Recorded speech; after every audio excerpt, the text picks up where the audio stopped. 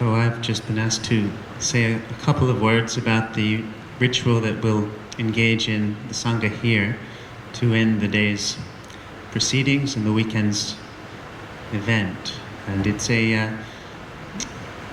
ritual in the way that we have many rituals in the practice of the Buddhist tradition, the Thai forest tradition in particular.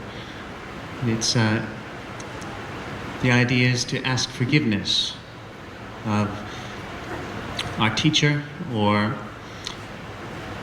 those we've been staying with. It can be our mother, our father, parents, our teachers, those who've been looking after us in some way. And so when engaging with those with whom we're in relationship, we often, in our practice in the Buddhist tradition, engage in rituals, ceremonies that help to make our relationships conscious, our relationship to others, our relationship to our own mind, our own life. And so in asking forgiveness, it's a way of cleaning the slate of just, even if we don't think we've necessarily done anything to cause offense, we express physically with gestures, through bowing, and usually there's a little offering involved of flowers, incense, candles, so it's a symbolic offering.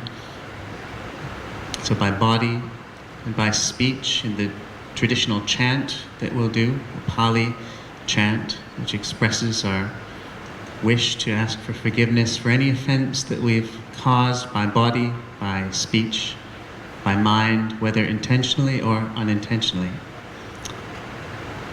And by mind, which is perhaps the most important, because as we all know, we can engage in physical actions and we can say the words, but if our heart's not in it, if we don't have the intention behind the words, then the power of what we're engaging in is not there. And so the main thing is to place the heart in the right place and acknowledge our relationship with those who've been in some way responsible for us. So often when monks stay in a monastery or visit in the Thai monasteries in Thailand and in our tradition elsewhere, and indeed at the time of the Buddha, they would ask forgiveness in this way when leaving.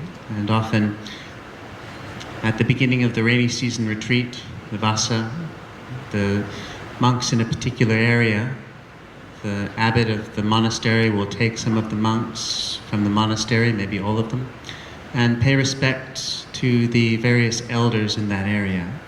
And so there may not have been anything that has happened to cause offense, but in addition to simply expressing our good intentions, it's also perhaps a way of acknowledging our relationship, of saying that, we are in relationship to you. So at this time, I believe we the Sangha, will pay respects and ask forgiveness of Luang Por Chah.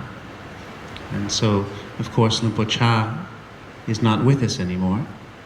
And so I believe we're going to be paying respects and asking forgiveness of the picture behind us. And so then it brings the question, of course, well, who is Luang Por Chah? What is Ajahn Chah? And we've had a weekend now of contemplating this and reflecting on the teachings that Ajahn Chah, Luang Por Chah, has left us. And it's been notable to me that many of us, we have, like myself, I never had the good fortune to actually meet him in person. And yet, somehow, he's profoundly affected my own life.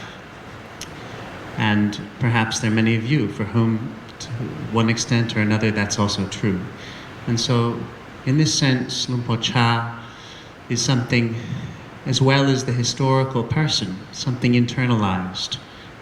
For me, I know that Luang Por Chah, there's a symbolic presence in myself where he's always watching over me. He symbolizes my dedication, my commitment, the wisdom of practice, and how important that is, like all of the talks we've been hearing, particularly this last wonderful talk by Luang Por Chandi. Luang Por Chah really cared about our practice. And so in me, Luang Por Chah is that which cares about what is truly important in life. And this ceremony itself, we can do it with monks, with our teachers. We can do it with family members, children to parents. It can be brought into the rest of our life. Whether or not we use a ritual ceremony like the one we're about to engage in, it's the intention that really counts. And so many of us may have experienced the power of simply asking forgiveness of those whom we love, whom we care about, because often the events of life, we can forget the important things. So this is a way at the end of the ceremony for us to ritually and traditionally remember the important things by asking forgiveness, expressing gratitude to our teacher, Luang Por Chah.